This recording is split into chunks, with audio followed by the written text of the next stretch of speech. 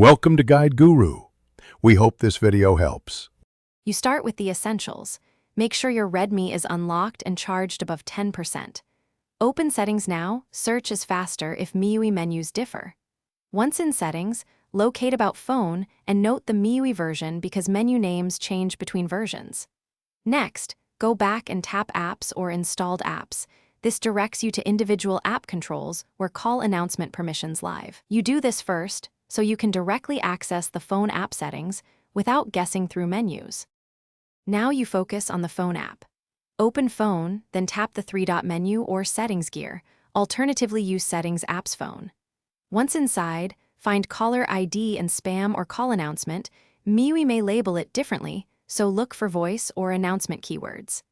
Tap that section, then change the call announcements toggle to off or set it to only when connected to headset if offered. You do this to stop the system TTS from reading incoming caller names allowed during calls.